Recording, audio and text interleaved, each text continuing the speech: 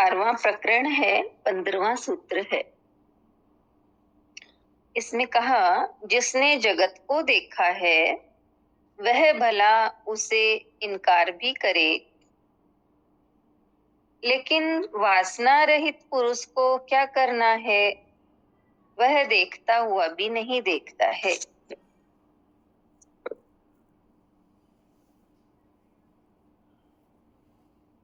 इसमें बता रहे हैं, जगत को स्वीकार करने वाला, उसी को सत्य समझने वाला तो वासनाग्रस्त है ही, क्योंकि जिस प्रकार की उसकी रुचि संसार में है, जिस दृष्टि से वो संसार को देखता है, वह सब वासना ही के कारण देखता है। कभी कभी शास्त्रों के वचनों को सुनकर उसकी मोक्ष प्राप्ति की वासना जाग उठती है,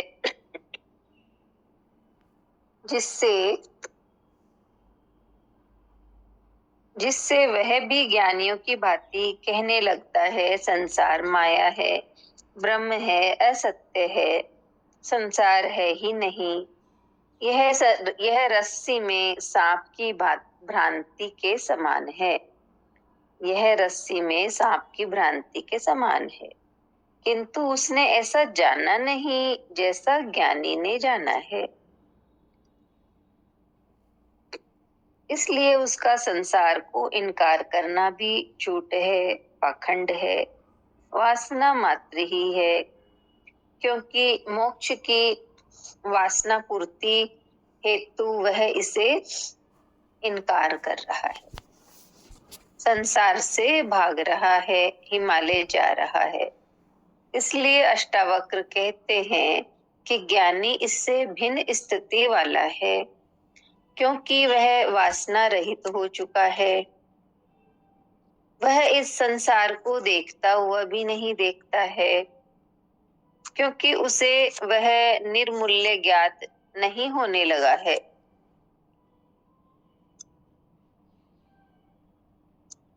वह नित्य आत्मा को ही सर्वत्र देखता है, संसार को नहीं। इतना ही है। तो हमें बताया है कि जो संसारी और ज्ञानी के लिए बताया है हमें कि संसारी जो है वो जगत को स्वीकार करता है, संसार को सत्य मानता है, इसलिए वो वासनाग्रस्त है। और कभी कभी शास्त्रों के वचन सुनकर उसके अंदर में मोक्ष प्राप्ति की वासना जाग जाती है, तो वो भी ज्ञानियों की भांति कहने लगता है, संसार मिथ्या है, संसार माया है, ब्रह्म है। लेकिन वो उसका कहना केवल एक अपने मोक्ष प्राप्ति की वासना को पूरा करने के लिए वो कह रहा है, उसने वास्तव में तथ्य को जाना नहीं है। जिस तरह से ज्ञानी ने इस तथ्य को जान लिया है, तत्व को जान लिया है, ये संसार मिथ्या है, ज्ञानी ने जान लिया। और जिसने केवल शास्त्रों को सुना, उसने जाना नहीं है, अभी केवल ऐसे ही मौखिक कह रहा है, इसलिए वो संसार को इनकार कर रहा है। झूठ तो वो उसका झूठ ही है, पाखंड ही है, वासना मात्र ही है।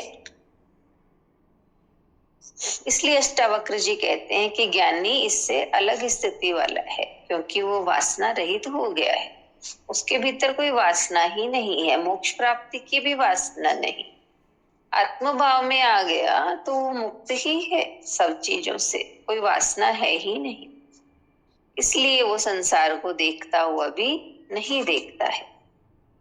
तो इस तरह से हमें बताया है कि वो केवल सर्वत्र आत्मा को देखता है, संसार को नहीं।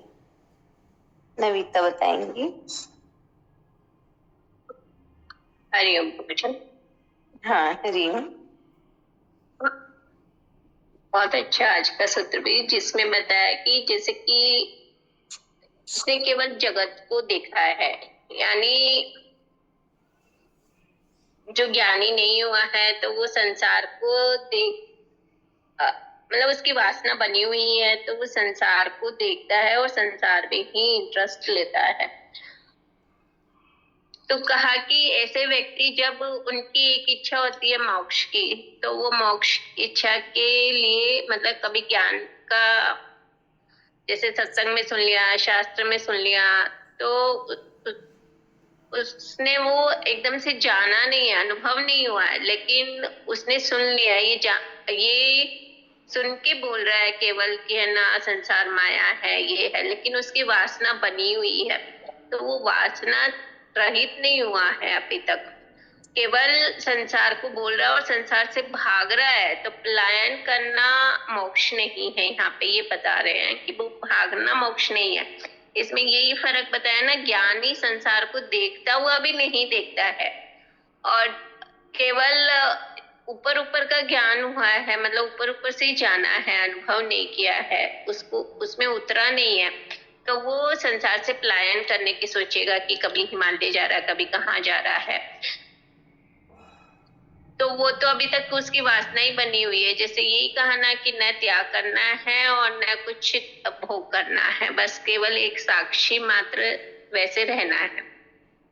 तो इसमें यही बताया कि ज्ञानी की स्थिति ऐसी होती है कि वो सब वासनाओं से मुक्त हो चुका होता है, कि वासना रहित हो चुका होता है, तो इसलिए वो संसार को देखता हुआ भी नहीं देखता है। यहाँ पे ये ज्ञानी का मूल तत्व आ गया, सत्य आ गया कि वह हमेशा नित्य आत्मा को ही सर्वत्र देखता है, उसके लिए संसार बचता ही नहीं है, संसार रहता ही नहीं। हरिओम। हाँ, बहुत सुंदर, बहुत अच्छे से बताया। किरण आंटिया बताएंगी। जय गुरुदेव दीदी। बहुत ही सरल शब्दों में समझा दिया हमको गुरुदेव ने कि ज्ञानी और संसारी इसी संसार में दोनों रह रहे हैं और करते हुए तो समान ही लगते हैं, क्रियाएं तो सब दोनों की बराबर ही है, परंतु एक संसार में रहते हुए भी संसारिक वस्तुओं का उपयोग करते हुए भी उससे जुड़ा हुआ नहीं, और एक संसार से उन चीजों से आंख भी मूंद कर रखता है दिखाने के लिए, तो भी उससे जुड़ा हुआ है। जैसे बगुला भक्ति करता है, नदी के किनारे खड़ा हो जाता है, आंख बंद करता है, एक पैर पे खड़ा रहता है, पर उसका ध्यान तो मछली की आवाज पे, जरा मछली की आवाज हो कि वो मछलियों को पकड़े। इसी प्रकार संसारी व्यक्ति का पूरा ध्यान विषयों पर ही रहता है, मुझे ये सुख मिल जाए, मुझे ये सुख मिल जाए, मुझे ये सुख मिल जाए, और वो भक्ति भी इसके लिए करता है, इसलिए तो संसार नहीं छूट रहा है उससे, परंतु उसकी वासना बनी रहती है। और कहा ये वासना में सबसे उच्च कोटि की वासना उससे मोक्ष की हो गई। तो मोक्ष की जब वासना मन में जागृत हुई तो या तो हिमालय पे जा रहा है, या फिर बोले ना वस्त्रों का त्याग करता है, कई से काम ऐसे करता है, वो कई क्रियाएं ऐसी करता है जिससे उसको लगता है मुझे मोक्ष मिल जाएगी। पर जैसा अभी हमने सुना कि ये तो पलायनवाद है, किसी चीज से तुम भागोगे तो वो तुम्हारा पीछा नहीं छोड़ेगी, तुम्हें तो दृढ़ता से उसका सामना करना है। वहां रह के जब तुम उससे पीछा छुटा सकते हो या उसकी तरफ से आंख मूंद सकते हो, तो सच्ची आंख मूंदनी तो वही है ना। पर संसार से भाग के हम सोचे संसार हमारा पीछा छोड़ देगा, तो हम खाली जगह बदल लेते हैं। घर से गए वन में गए, वन में भी ध्यान तो वही है, जैसे गुरुदेव ने बताया ना, आश्रम बना लेते हैं, चेला चपेटा बना लेते हैं और वहां पे अपना वर्चस्व ही स्थापित करते हैं, वही पद और प्रतिष्ठा से जुड़े रहते हैं। तो आए थे हरि भजन को, होटल लगे कपास, तो वो नहीं करना है।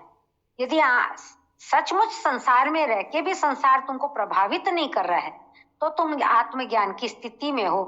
कहा ना कि एक जो ज्ञानी है उसे तो प्रसव पीड़ा का पता है, एक माँ को जो माँ बन चुकी है उसे पता है प्रसव पीड़ा क्या है, और दूसरी ने खाली सुना ही है। तो ये दोनों फर्क जो है, एक ने महसूस किया है, उस पीड़ा से वो निकली हुई है, तो उसे पता है प्रसव पीड़ा क्या है। तो ब्रह्म ऐसे ही व्यक्त नहीं होता है, आत्मभाव ऐसे ही नहीं आता है। उस सब से वो जब गुजरा है, उसने उन स्थितियों को देखा है, समझा है, फिर ऊपर उठा है, तब उसने भक्ति के मतलब कहते हैं ना कि ओखी घाटी है, इससे जब चल के जब ऊपर पहुंचा है वो, तब वो आत्म ज्ञान तक पहुंचा है। तो यही बात है, दोनों में यही फर्क है। संसारी व्यक्ति जो करता है खाली वासना के वशीभूत होके करता है, चाहे वो अध्यात्म में चले, और ज्ञानी सब कुछ करता हुआ भी सब चीजों से निर्लेप है। जय गुरुदेव दीदी। हाँ